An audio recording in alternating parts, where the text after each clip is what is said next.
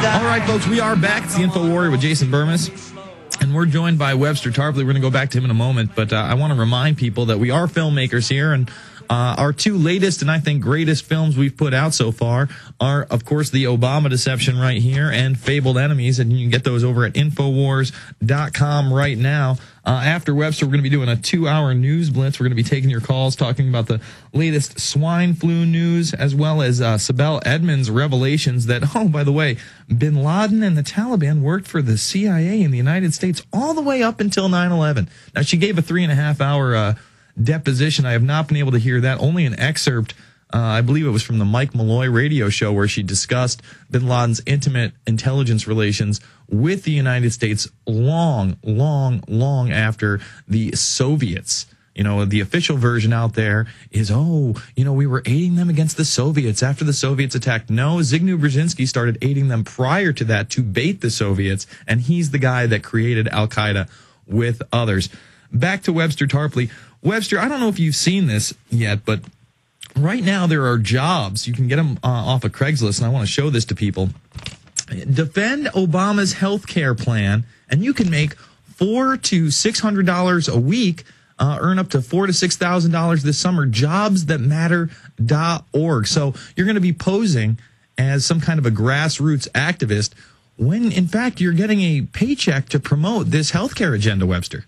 Well, this, of course, is done by both sides. When you had the original Tea Parties, you saw the Republican vultures coming in, not in their own name usually, under some kind of camouflage.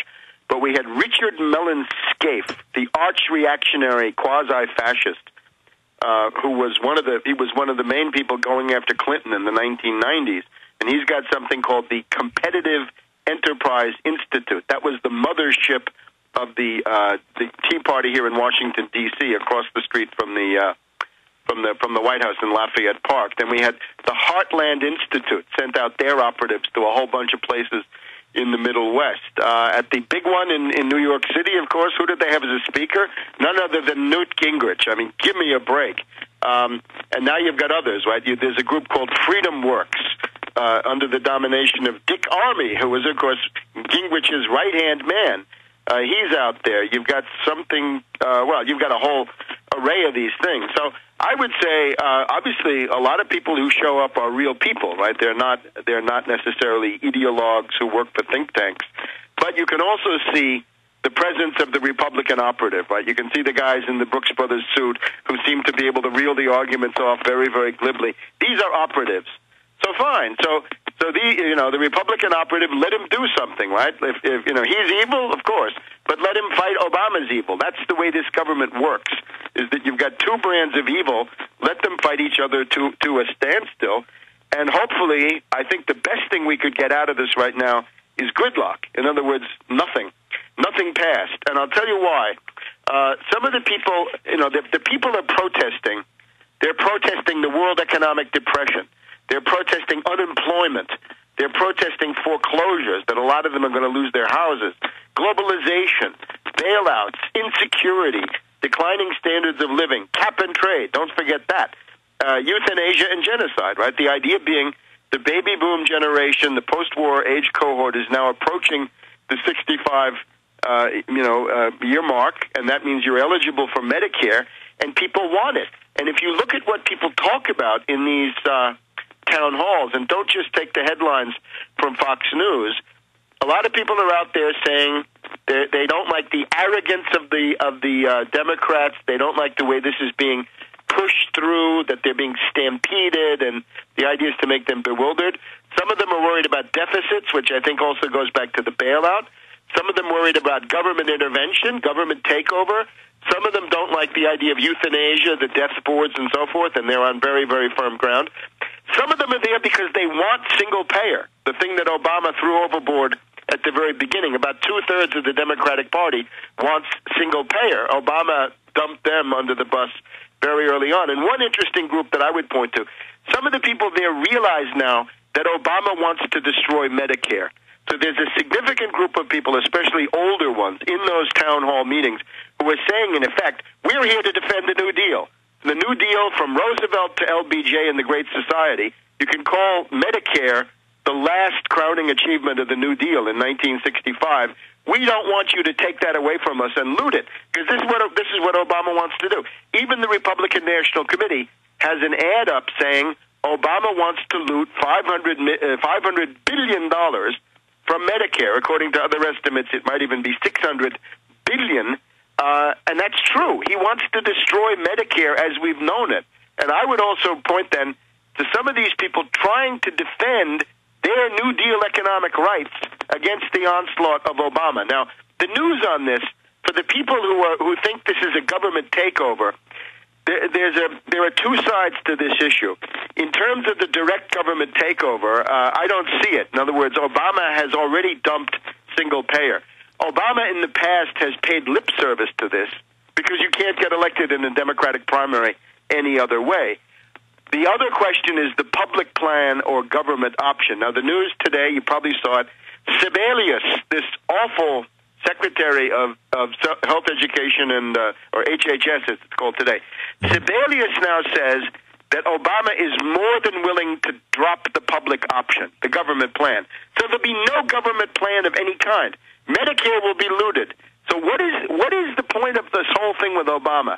He wants to impose an individual mandate, meaning that you are forced to buy health insurance from a private insurance company, and that private insurance company is going to be for-profit, deregulated, you can't sue them, and your life depends on it, right? And they get between you and your doctor like nobody's business. So, well, let me just stop you, Webster. For those that refuse to buy this health care after this bill is passed, they're planning on taxing them as well. So if you refuse the point of this all is what Obama is doing is essentially what you have in Massachusetts. Ironically, what was imposed in Massachusetts by Mitt Romney, the hedge fund hyena, asset stripper, and Wall Street operative, who got pretty far in the Republican primaries. I think he's right now the leading candidate for the Republicans the next time around. That's why I keep mentioning him. But in Massachusetts, he set up the same kind of thing. You're forced to buy insurance. There is no public plan unless you're over 65, in which case you go to Medicare. And now Medicare may not exist with Obama coming in. And therefore, you will be forced to buy from these private insurance companies. Now, the private insurance companies are bankrupt. AIG is an insurance company, 71 of them. It's bankrupt. The Hartford is bankrupt. MetLife just lost $1.5 billion on derivatives in the last quarter. Derivatives is the reason they're all bankrupt. So this is essentially, after we've seen the bailout for the banks, the bailout for the bankrupt insurance companies comes in this form, that everybody's forced to pay them for a lousy, dwindling package. So it's very interesting. The Republicans say, there's going to be a government takeover. What the Republicans do is attack Obama's rhetoric and not his real intentions.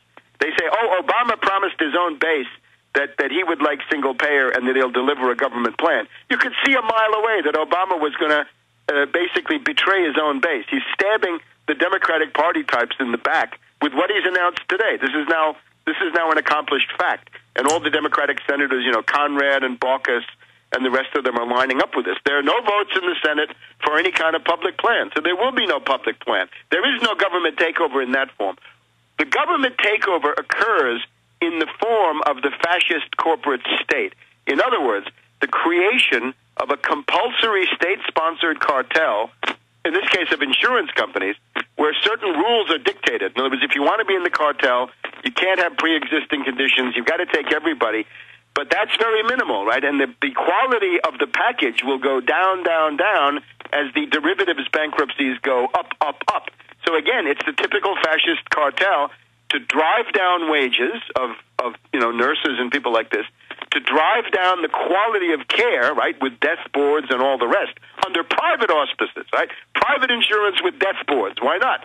Government has no monopoly on death boards. The private guys are going to have death boards. They do in effect today. And what's the purpose? Prop up derivatives, prop up Wall Street, set the stage for new bubbles. A couple of other important points. The basic problem of the United States is we're trying to have the medical system of an advanced industrial society, but we don't have an advanced industrial society anymore. We have a post-industrial rubble field, a junkyard. And you realize, of course, the The progress in longevity, right, the life expectancy in the 20th century, going from 35 to 70, basically, in a period of 100 years, that is industrial society makes that possible. You've got to have advanced technology. You've got to have science. You've got to have progress. Otherwise, you'll go back to 35.